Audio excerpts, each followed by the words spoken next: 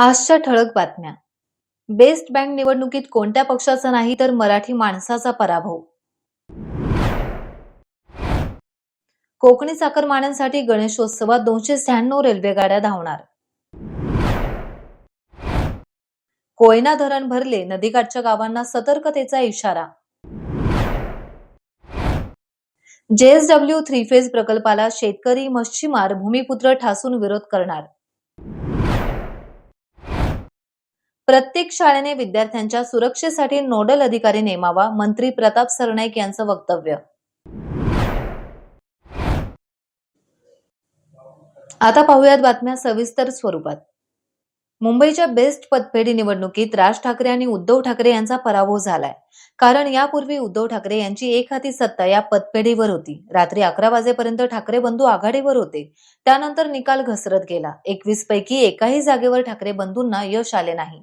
या निवडणुकीत उद्धव ठाकरे 19 जागेवर, मनसे 2 जागा, भाजपा 20 जागा तर शशांकराव या परराज्यातील नेत्याच्या पॅनलने उभ्या केलेल्या जागांमुळे मराठी माणसांचा पराभव झाला आहे. मुंबईत मुसळधार पाऊस सुरू होता आणि 15,000 मतदार मतदान करणार होते. ठाकरे बंधूंना 21 पैकी 0 जागांवर पराभव झाला, तर भाजपला 20 पैकी 7 जागा मिळाल्या. त्यामध्ये प्रसाद लाड, प्रवीण दरेकर हे विजयी झाले. तसेच शशांकराव यांच्या पॅनलने 14 जागा मिळवून सत्ता बळकावली. यंदा गणेशोत्सव 27 ऑगस्ट पासून सुरू होणार आहे. त्यासाठी मुंबईत राहणारे हजारो चाकरमानी मिळेल त्या वाहनाने गावी जात असतात. त्यामुळे त्या काळातील रेल्वे आरक्षण यापूर्वीच फुल झालेले आहे. मग जास्त पैसे मोजून चाकरमान्यांना खासगी ट्रॅव्हलर्सने प्रवास करावा लागतो. परंतु आता रेल्वेने कोकणवासियांना खुशखबर दिली आहे. गणेश उत्सवासाठी कोकणात जाणाऱ्या चाकरमान्यांना गणपती पावला असून मध्य रेल्वेकडून विशेष गाड्यांची घोषणा आता करण्यात आली आहे. गणेश चतुर्थी निमित्ताने मध्य रेल्वे विशेष गाड्या सोडणार आहे. गणेश उत्सव काळातील गर्दी लक्षात घेता मध्य रेल्वेने 44 अतिरिक्त विशेष गाड्यांची घोषणा केली आहे. गणेश उत्सव काळात 296 विशेष गाड्या प्रवाशांच्या सेवेत लवकरच धावणार आहेत. हजारोंच्या संख्येने मुंबईकर गणेशोत्सवात गावी जात असल्यामुळे त्यांच्यासाठी 296 विशेष रेल्वे सोडण्यात येणार आहेत. या रेल्वेमुळे त्यांचा प्रवास आता सुखकारक होणार आहे.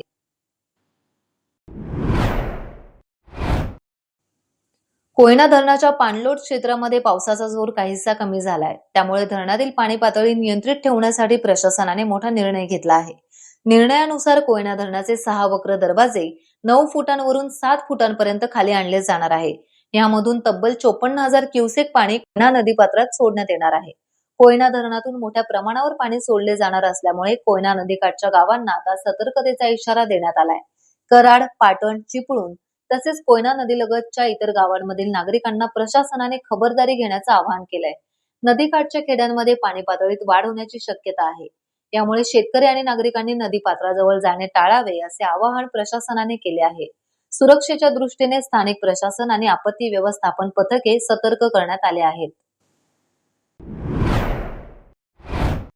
रायगड जिल्ह्यातील पेण तालुक्यातील वडखळ ते डोलवी येथील JSW कंपनीच्या 3 फेज प्रकल्प विस्तारीकरणाला स्थानिक शेतकरी, मच्छीमार आणि भूमिपुत्रांनी कडाडून विरोध दर्शवलाय. दिवसेंदिवस प्रकल्पाला विरोध करणाऱ्यांची तीव्रता वाढताना दिसत असून दिनांक 22 ऑगस्ट रोजी होणाऱ्या जनसुनावणी वेळी हजारो शेतकरी, भूमिपुत्र आणि प्रकल्पग्रस्त यांनी मोठ्या संख्येने उपस्थित राहून 3 फेज विस्तारीकरणाला कडाडून विरोध दर्शवतील असा विश्वास माजी अर्थ आणि बांधकाम सभापती संजय जांभळे यांनी व्यक्त केलाय. JSW कंपनी परिसरातील जनतेने नव्या प्रकल्पाविरोधात दंड ठोपटलेत आणि व्यापक जनलढा उभारलाय. आता हद्दपार झाली असून राजकारण घरापर्यंत येऊन पोहोचला असल्याचा गंभीर आरोप संजय जांभळे यांनी केलाय. JSW कंपनीच्या 3 फेज प्रकल्पाबाबत लोकप्रतिनिधींची भूमिका जनतेसमोर येणे गरजेचे आहे.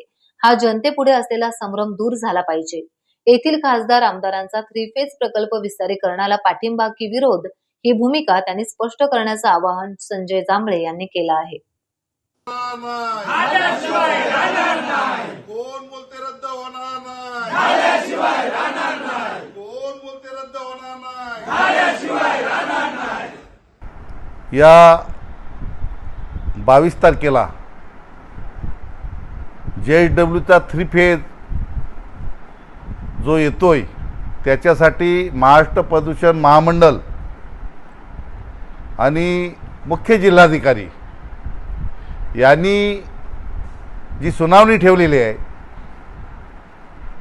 त्या सुनावणी संदर्भात जो जनतेचा त्यांच्या विरोधात उद्रेक झालेला आहे आणि या सुनावणीच्या विरोधात जो जनतेने पाठिंबा दिलेला आहे तो खऱ्या अर्थाने वाखाणण्याचा आहे.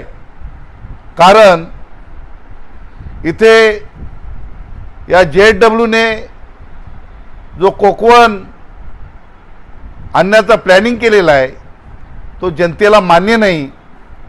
त्यांनी एकदम खालच्या थरावर जाऊन, कारण पहिल्यांदाच आवाज मी उठवलेला आहे या विषयावर, परंतु जरी असं काय केलं तरी मी घाबरणार नाही. मी जनतेला प्रामाणिक सांगतोय की ह्या JSWच्या 3 फेजला आमचा कडकडून विरोध राहणार आणि शेवटपर्यंत राहणार. कारण येणारी जी आमची पिढी आहे ते आम्हाला दोष देऊ नये म्हणून आम्ही ह्या JSWच्या कारखान्याला आम्ही प्रदूषणाच्या विरोधात आम्ही आवाज उठवलेला आहे.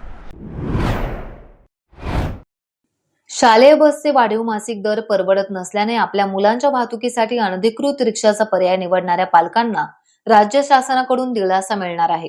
विद्यार्थ्यांच्या सुरक्षित वाहतुकीसह रोजगाराच्या संधीसाठी परिवहन विभागाकडून स्कूल व्हॅन नियमावली आणण्यात येत आहे. ही नियमावली अंतिम करून याबाबत तातडीने अधिसूचना जारी करावी असे निर्देश परिवहन मंत्री प्रताप सरनाईक यांनी दिले.